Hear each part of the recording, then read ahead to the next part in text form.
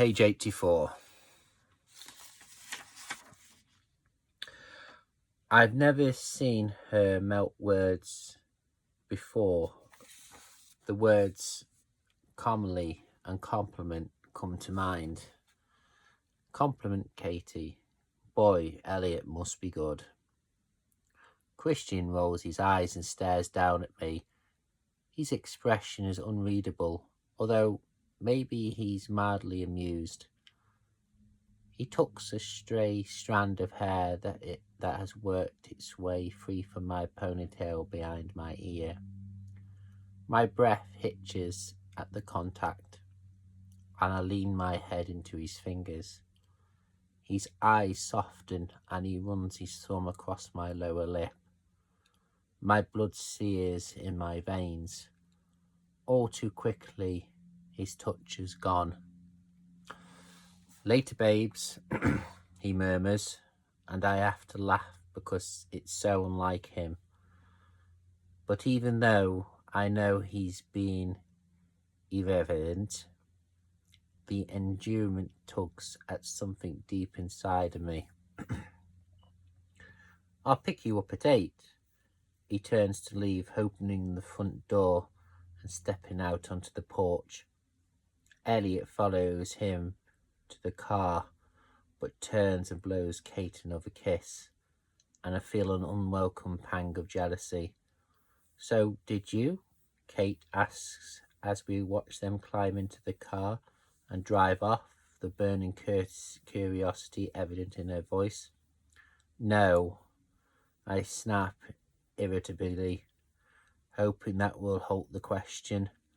We head back into the apartment. You obviously did, though. I can't contain my envy. Kate always manages to ensnare men. She is irresistible, beautiful, sexy, funny, forward, all the things that I'm not. But her answering grin is infectious.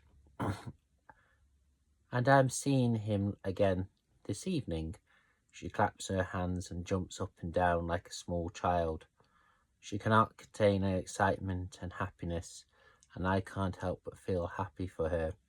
A happy Kate. This is going to be interesting. Christian is taking me to Seattle this evening. Seattle? Yes. Maybe you will then. Oh, I hope so. You like him then? Yes. Like him enough to... Yes. She raises her eyebrow. Wow, Anna Steele finally falling for a man in his Christian Grey, hot, sexy billionaire. Oh yeah, it's all about the money, I smirk. And we both fall into a fit of giggles. Is that a new blouse? She asks. And I let her have all the unexciting details about my night. Has he kissed you yet? She asks as she makes coffee. I blush. Once, she scoffs. I nod, rather shamefaced. He's very reserved. She frowns. That's odd. I don't think Odd covers it, really. We need to make sure you're simply irresistible for his evening, she says with determination. Oh no, this sounds like it's time-consuming, humiliatingly and painful. I have to be at work in an hour. I can work with that time frame. Come on. Katie grabs my hand and takes me into her bedroom. The day drags on at Clayton's, even though we're busy. We've hit the summer season, so I have to spend 2 hours restocking the shelves once the shop is closed. It's mindless work and it gives me too much time to think. I've not really had a chance at all day. Under Kate's tireless and frankly intrusive instructions, my legs and underarms are shaved to perfection, my eyebrows plucked, and I am buffed all over. It has been a most unpleasant experience, but she assures me that this is what men expect these days. What else will he expect? I have to convince Kate that is what I want to do. For some strange reason, she doesn't trust him, Maybe because he's so stiff and formal, she says she can't put her finger on it.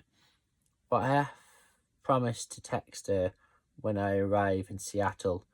I haven't told her about the helicopter. She'd freak. I also have the Josie issue. He left 3 messages and 7 missed calls on my cell. He's also called home twice. Katie has been very vague as where I am.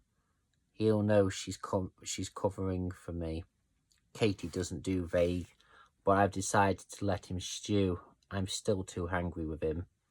Christian mentions some kind of written paperwork, and I don't know if he's joking or if I'm going to have to sign something. It's frustrating trying to guess. And on top of all that, I guess, I can barely contain my excitement or nerves. Tonight's the night, after all. Am I ready for this?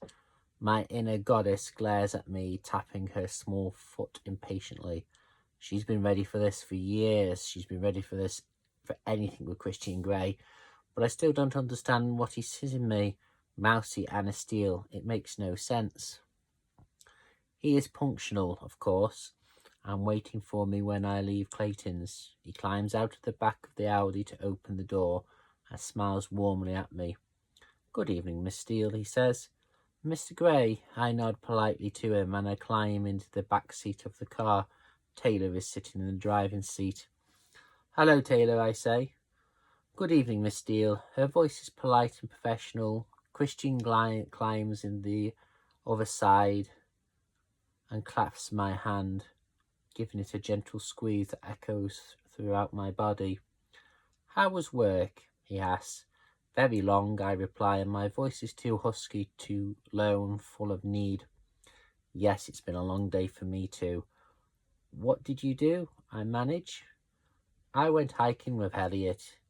He strokes my knuckles back and forth and my heart skips a bit as my breathing accelerates. How does he do this to me?